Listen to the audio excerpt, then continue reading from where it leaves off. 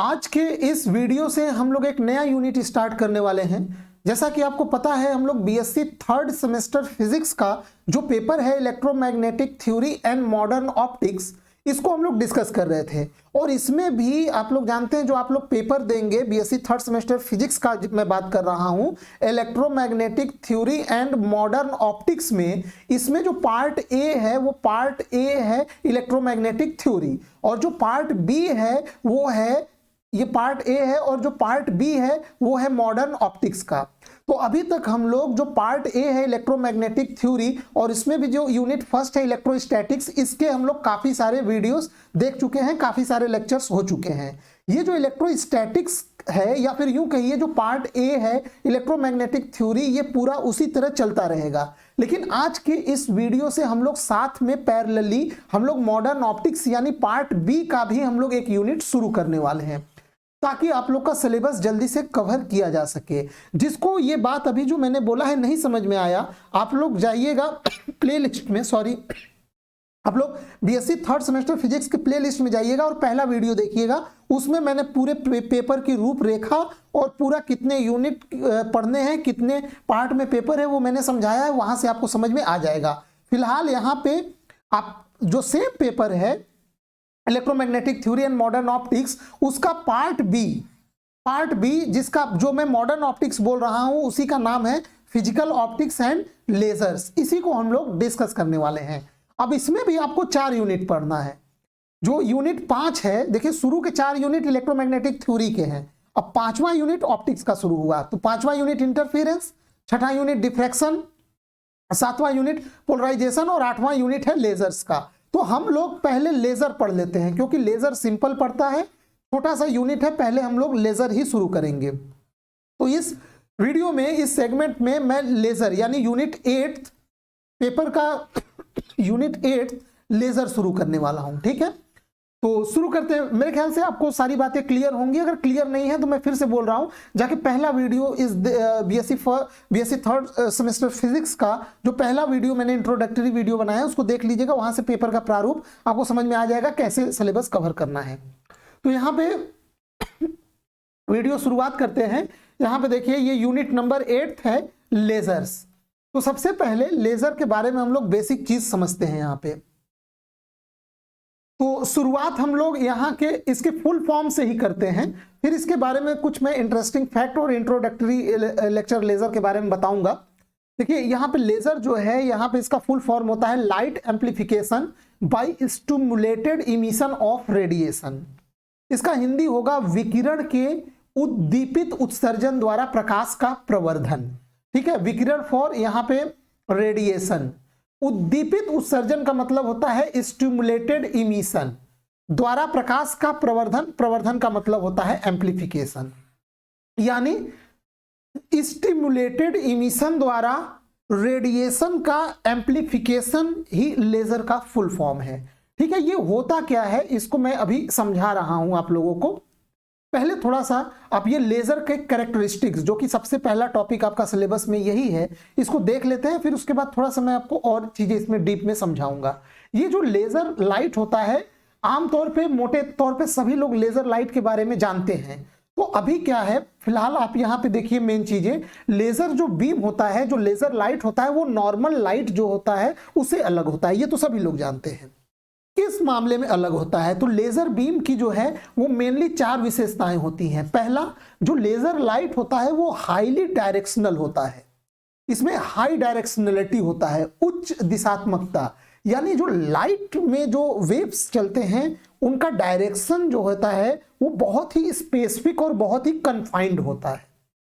ठीक है, जैसे देखिए, जब आप नॉर्मल टॉर्च जलाते हैं, मान लीजिए ये आपके पास एक नॉर्मल टॉर्च है, जब आप नॉर्मल टॉर्च जलाते हैं तो आपने ऐसा पाया होगा कि ये लाइट जैसे जैसे आगे बढ़ता है, इस प्रकार से ये फैलता जाता है, ये लाइट। ठीक है, और जैसे जैसे दूरी बढ़ेगा ये लाइट बहुत बड़े एरिया में फैल जाता है, जिससे कि लाइट की इंटेंसिटी पर यूनिट एरिया में कम पहुंचती है, और वो जो लाइट है उसका एक तरह से कहिए कि आगे बढ़ते बढ़ते इंटेंसिटी कम होती जाती है, वो बिखरती जाती है। तो ऐसे लाइट में बोलेंगे कि इसमें हाई डायरेक्शनलिटी नहीं है। जबकि लेजर लाइट जो होता है एक बहुत ही पतला शार्प बीम होता है और वो बिल्कुल एकदम एक उसी बीम में आगे बढ़ता है। इसकी डायरेक्शनलिटी बहुत हाई होती है, आगे जाके मतलब ये स्प्रेड नहीं होता है, फैलता नहीं है, ये इसका मतलब हो गया। तो ये लेजर लाइट का पहला विशेषता है। दूसरा कि इसकी इंटेंसिटी बहुत हाई होती है। तो अब अगर लेजर लाइट में डायरेक्शनलिटी जो है बहुत हाई होगा, ये जो लाइट है ये बिल्कुल एक पतला बीम बना के एकदम कॉन्सेंट्रेटेड वे में आगे बढ़ेंगी, तो जाहिर सी बात है लेजर बीम की इंटेंसिटी तो ज्यादा होगी ही होगी। नेक्स्ट जो इसकी विशेषता है हाई कोहेरेंस, जिसको बोला जाएगा उच्च सुसंगतता या कला संबद्धता।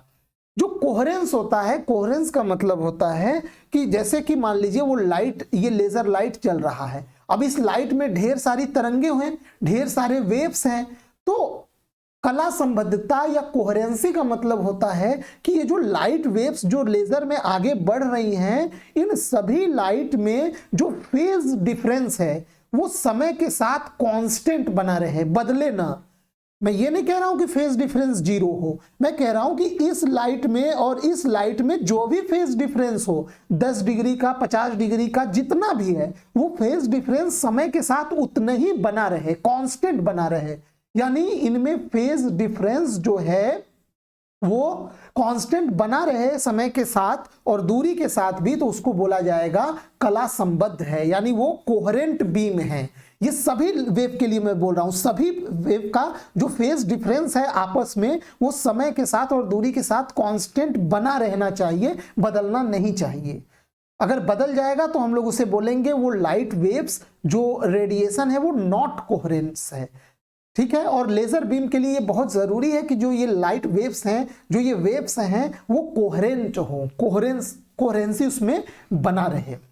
तो ये तीसरी विशेषता हो गई। चौथी विशेषता होती है लेजर लाइट की मोनोक्रोमेटिसिटी, यानी वो मोनोक्रोमेटिक हो, यानी उसमें एक वर्णीयता हो। एक वर्णीयता का मतलब क्या हुआ, मान लीजिए ये लेजर लाइट है, उसमें ढेर सारे लाइट वेव्स हैं, ये इस प्रकार से तरंगे चल रही हैं, तो अब इन सभी तरंगों का जो वेवलेंथ है वो बिल्कुल एक होना चाहिए, एक होना चाहिए। ये नहीं कि इस लाइट का तरंग दैर्ध्य कुछ और है, इसका तरंग दैर्ध्य कुछ और है और इसका और। जैसे सूर्य का प्रकाश, जो सूर्य का व्हाइट लाइट होता है, उस व्हाइट लाइट में कितने वेवलेंथ होते हैं, किसके कितने तरंग होते हैं, 7 तरंग होते हैं, 7 तरंग दैर्ध्य होते हैं, 7 रंगों होते हैं उसमें, और हर रंग का अलग अलग तरंग दैर्ध्य। यानी सूर्य का जो व्हाइट लाइट होता है उसमें एक्चुअल में 7 वेवलेंथ मिले होते हैं। तो सूर्य का जो लाइट होता है वो मोनोक्रोमेटिक लाइट नहीं होता है।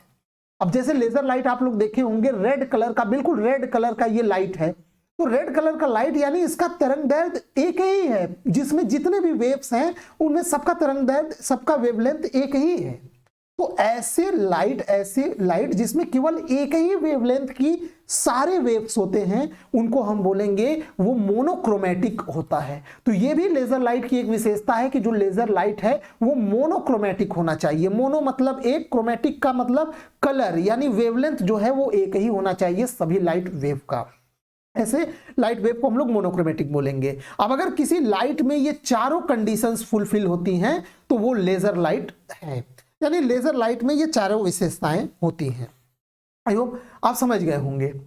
उसके बाद आता है, नोट में 1-2 पॉइंट देख लीजिए। हाई डायरेक्शनलिटी का मतलब होता है laser beam, high directionality means the laser beam travels only in specific direction. वही तो मैं आपको शुरू में बताया था कि अगर मैं लाइट जो है लेजर लाइट इस डायरेक्शन में मैंने जलाया तो अब वो उसी स्पेसिफिक डायरेक्शन में उसी तरह बढ़ना चाहिए, उसमें किसी भी प्रकार का फैलाव या कोणीय प्रसार नहीं होना चाहिए। ये होता है हाई डायरेक्शनलिटी का मतलब। जबकि नॉर्मल टॉर्च आप जलाएंगे यहां से तो उसका लाइट आगे जाते जाते इस प्रकार से ये फैलता जाता है, तो इसमें हम बोलेंगे कि इसमें डायरेक्शनलिटी नहीं है, ठीक है।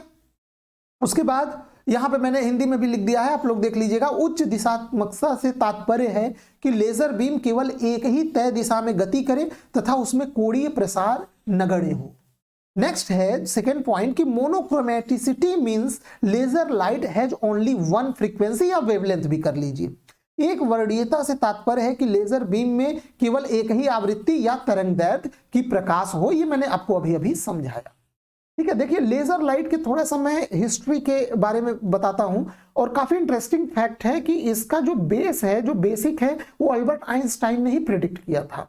अब आप लोगों की तरफ इसको समझाने के लिए मैं एक केस लेता हूं कि एक साइड है नॉर्मल लाइट, मान लीजिए इधर है नॉर्मल जो लाइट होता है, जैसे सनलाइट हो गया नॉर्मल साइड लाइट, और इधर हो गया लेजर।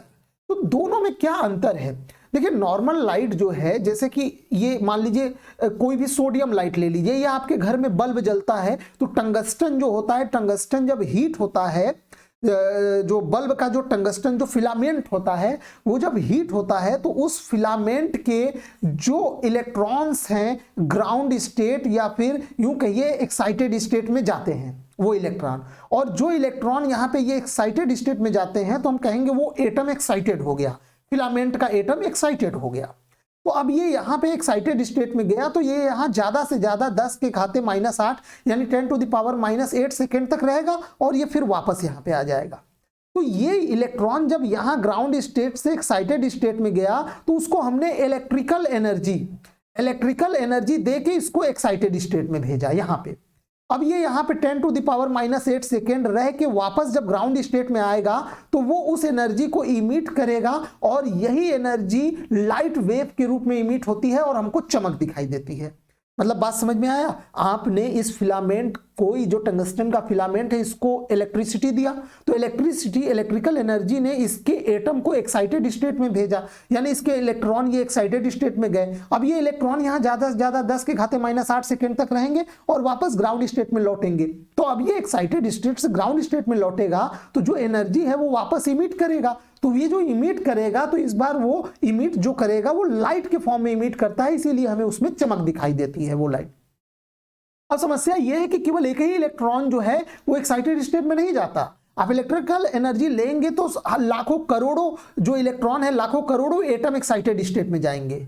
अब वो ये एक एटम का मान लीजिए हो गया, इसी प्रकार दूसरे एटम का भी इलेक्ट्रॉन जो है वो एक्साइटेड स्टेट में जाएगा। तो अब क्या होगा, एक एटम का इलेक्ट्रॉन जब ग्राउंड स्टेट में आएगा तो जो लाइट इमिट करेगा, और फिर दूसरे एटम जो फिलामेंट में तो करोड़ों एटम होंगे, अरबों एटम होंगे, तो दूसरे एटम का जब इलेक्ट्रॉन वापस यहाँ पे ग्राउंड स्टेट में आएगा तो जो लाइट इमिट करेगा, तो कोई जरूरी नहीं है कि ये वाले एटम की लाइट और इस वाले एटम की लाइट वो दोनों कोहेरेंट हो। समझ में आया? यानी इन दोनों लाइट में कोई जरूरी नहीं है कि फेज डिफरेंस समय के साथ कांस्टेंट बना रहे। हो सकता है समय के साथ फेज बदल रहा हो, और केवल यही नहीं, हो सकता है ये जो लाइट इमिट किया वो किसी और डायरेक्शन में इमिट किया।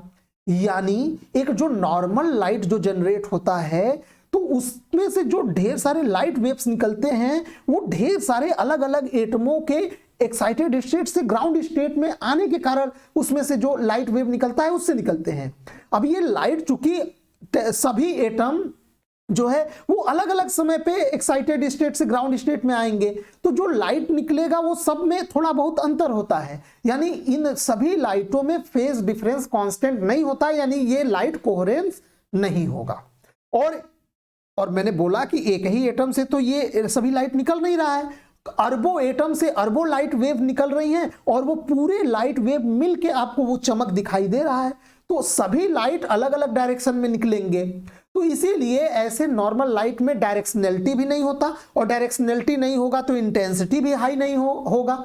और दूसरी बात कि ये सभी लाइट वेव कोहेरेंट भी नहीं होंगी, और चूंकि ये अलग अलग एटम से निकल रहे हैं, अब अलग अलग एटम के हो सकता है ये एनर्जी लेवल जो एक्साइटेड लेवल हो उसमें अंतर हो। जैसे एक ही एटम में मान लीजिए 2 एक्साइटेड स्टेट है, तो हो सकता है एक एटम में इलेक्ट्रॉन इसी एक्साइटेड स्टेट से लौटा हो, और दूसरे वाले में एटम में हो सकता है इलेक्ट्रॉन इस वाले एक्साइटेड स्टेट से लौटा हो। तो दोनों के द्वारा जो लाइट इमिट होगा उन दोनों का वेवलेंथ भी अलग अलग हो जाएगा। यानी ऐसे लाइट जो है वो मोनोक्रोमेटिक भी नहीं हो सकते, क्योंकि मल्टीपल एक्साइटेड स्टेट होते हैं ना। ये एक ही मटेरियल के मैं 2 एटम की बात कर रहा हूं, जैसे जो टंगस्टन का फिलामेंट है जो बल्ब चमकता है, उसी टंगस्टन में ये एक एटम है, ये दूसरा एटम है, क्योंकि दोनों एटम में मल्टीपल एक्साइटेड स्टेट हो सकते हैं। पता चला एक एटम में इसी पहले वाले एक्साइटेड स्टेट से इलेक्ट्रॉन लौटा है और दूसरे एटम में इस वाले एक्साइटेड स्टेट से लौटा है, तो दोनों से जो लाइट निकलेगा उसका वेवलेंथ भी बदल जाएगा, यानी नॉर्मल लाइट जो होता है वो मोनोक्रोमेटिक नहीं होता। अब बात समझिए, यहां पे आइंस्टाइन ने एक प्रिडिक्शन किया। प्रिडिक्शन ये किया कि अगर किसी कारण, ध्यान से समझिएगा, अब लेजर वाली की बात कर रहा हूं, अगर किसी कारण ये मान लीजिए ग्राउंड स्टेट है और ये एक्साइटेड स्टेट है। अब ज्यादातर एटम जो है वो ग्राउंड स्टेट में रहते हैं, ज्यादातर एटम यानी उनके इलेक्ट्रॉन ग्राउंड स्टेट में बैठे रहते हैं। आइंस्टाइन ने एक प्रिडिक्शन किया कि अगर किसी कारण हम इनमें से ज्यादातर एटम्स को एक्साइटेड स्टेट में भेज दें और कुछ ऐसा हो जाए कि मान लीजिए ग्राउंड स्टेट में केवल और केवल 5 एटम रहें और एक्साइटेड स्टेट में 10 एटम हो, तो इसका मतलब कि ग्राउंड स्टेट में 5 ही हैं लेकिन एक्साइटेड स्टेट में 10 पहुंच गए। नॉर्मल कंडीशन में ऐसा कभी नहीं हो सकता, ये किसी एक्सटर्नल प्रोसेस से होगा। तो इस केस को बोलते हैं पॉपुलेशन इन्वर्जन। क्योंकि देखिए एक बात ध्यान दीजिए, ग्राउंड स्टेट में एटम हमेशा ज्यादा रहते हैं, यानी अगर 100 एटम ग्राउंड स्टेट में है तो ज्यादा से ज्यादा 10 ही एटम एक्साइटेड स्टेट में होगा, ये नॉर्मल कंडीशन होता है। लेकिन आइंस्टाइन ने बोला अगर किसी कारण से, किसी एक्सटर्नल फैक्टर से ऐसा कर दिया जाए, पॉपुलेशन इन्वर्जन कर दिया जाए, और ये जो एक्साइटेड स्टेट में एटम चले गए हैं इनको स्टिमुलेट किया जाए, यानी स्टिमुलेट करने का मतलब होता है इसको उद्दीपित किया जाए, बाहर से कोई एनर्जी दे के इसको मजबूर किया जाए कि वो उस एनर्जी के कारण ग्राउंड स्टेट में लौटे, तो इस प्रकार के उत्सर्जन को स्टिमुलेटेड इमिशन बोला जाएगा, स्टिमुलेटेड इमिशन। और जो स्टिमुलेटेड इमिशन होगा वो पहले तो मोनोक्रोमेटिक होगा, कोहेरेंट होगा, और इसकी डायरेक्शनलिटी भी हाई होगी और इसकी इंटेंसिटी भी हाई होगी, और इसी को बोला जाएगा लेजर बीम। ठीक है, अभी आप बस इसको हल्के में एकदम समझिए। अभी मैं जब आपको स्टिमुलेटेड इमिशन पढ़ाऊंगा तो ये बहुत अच्छे से आगे मैं पढ़ाने वाला हूं। फिलहाल बस यहां शॉर्ट फॉर्म में एकदम बता रहा हूं कि अगर आइंस्टाइन ने बोला अगर ऐसा आप करने में कामयाब हो जाते हैं कि ग्राउंड स्टेट से ज्यादा एटम आप एक्साइटेड स्टेट में पहुंचा दे, ये बहुत मुश्किल काम है क्योंकि एक्साइटेड स्टेट में कोई भी एटम केवल 10⁻⁻8 सेकेंड तक ही रह सकता है। ऐसे में क्या है कि वे लौट आएंगे और जितना मतलब कहने का मतलब ये फिर वापस लौट आएंगे, तो ये बड़ी मुश्किल काम है कि एक्साइटेड स्टेट में एटम्स को ज्यादा से ज्यादा पहुंचाया जा सके, माने ग्राउंड स्टेट से भी ज्यादा एटम एक्साइटेड स्टेट में पहुंचाया जा सके। ये बहुत मुश्किल काम है, इसको किया जाता है कुछ टेक्नोलॉजी इन्वॉल्व करके इसको किया जाता है। और जब ये हो जाता है, स्टिमुलेटेड इमिशन जब होता है, स्टिमुलेट का मतलब होता है कि उसको उद्दीपित, उसको मजबूर किया जाए, बाहर से कोई एनर्जी देके या बाहर से कोई एक्सटर्नल फैक्टर उसको पंपिंग करके मजबूर किया जाता है कि ये अपने एक्साइटेड स्टेट से ग्राउंड स्टेट में आए। आपको ये अजीब लग रहा होगा क्योंकि आमतौर पे होता क्या है कि एक्साइटेड स्टेट से ग्राउंड स्टेट में आना एक नेचुरल प्रक्रिया है, लेकिन यहां पे क्या है, यहां पे जबरदस्ती इस एटम को स्टिमुलेट किया जाएगा, मजबूर किया जाएगा कि ये एक्साइटेड स्टेट से ग्राउंड स्टेट में आए, और इस केस को बोला जाएगा स्टिमुलेटेड इमिशन। और स्टिमुलेटेड इमिशन में जो लाइट वेव निकलते हैं एक्चुअल में उन्हीं को लेजर बोला जाता है। इनमें ये सारे गुण होते हैं चारों। ठीक है, इसको हम लोग और डीप में आगे पढ़ेंगे। तो ये छोटा सा टॉपिक था यहाँ पे लेजर की विशेषताएं, काफी इंपॉर्टेंट है, ये चारों पॉइंट याद रखिएगा, ये बिल्कुल आ सकता है एग्जाम में क्वेश्चन। ठीक है, और इसका अब ये भी पैरेलली ये भी यूनिट चलता रहेगा, साथ में इलेक्ट्रोमैग्नेटिक थ्योरी के भी यूनिट्स चलते रहेंगे और साथ ही साथ ऑप्टिक्स के भी यूनिट साथ में चलते रहेंगे। आई होप आपको ये वीडियो अच्छा लगा होगा, पसंद भी आया होगा। वीडियो देखने के लिए आपका बहुत बहुत धन्यवाद। मिलते हैं किसी नेक्स्ट वीडियो में।